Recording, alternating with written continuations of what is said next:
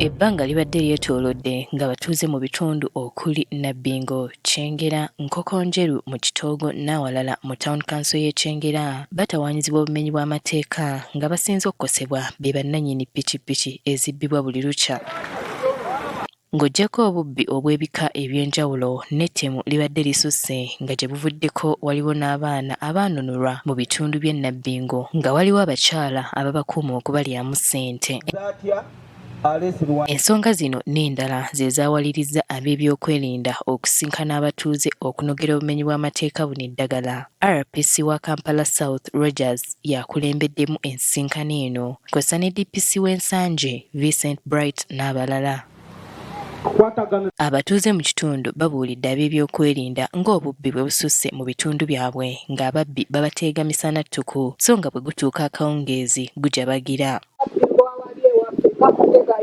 Awo tosobola kuyitawo okuva ssaawa 4:5 bakubira awo abantu ennyumba bazimenya obuyumba bonna obuli awo nkoko biki byonna babimenya tusaba mutuyambe. Obumenyi bw'amateeka bungi awo yongeramu amaanyi. Kokonjeru abaana baffe ababaazi babakubye pevers emitwe bajansizza. Abantu bavaayo nga bakaaba bw'atavaayo nga akaaba anyusa ebusega oba mu katale k'ebusega akomawo n'abasirikale nga bamukutte ate abadde tabbiddwa ababbi. Ssentebe w'e Nabbingo ategeezezza abakulu nga mu kitundu kye ebijambiya bwe byeriisa enkuuli nti mu bbanga ttono abatuuze be abawerako batemeddwa ekireeseewo entiisa mu bantu. Tukizudde nti mulimu abavubuka badde bakola eggaali nga bawe bakukwatako obwana nga 20 myaka 18 ku 2 nga tolina bw'okiwona. Ekirungi bakwatako abamu. Kuliko akatambi akabadde katambula ku mikutu nga mutuuze munnaffe yali ava okukola abaana 8 nga balina ejjambiya beesibye obukokolo bonna akatambi ako katambula abantu bakalabyeko. Abatuuze bagamba nti n'obubbi bwa boodabooda bususse kyokka olumala okubba ppikipiki zino bannannyini nga battibwa. Twakola waliwo piki ze tuzudde nti zaali zaki nzibe namba puleti eziro tizifaanagana nebikwata ku piki. So kati bwe musirika mulina abantu ng'abo mu bitundu byammwe musuubira tunaabayamba tutya? Mu kwanukula bano RPC Seguya asabye DPC okwongera ebyokwerinda mu bitundu bino basobole okuyambako okumalawo obumenyi bw'amateeka.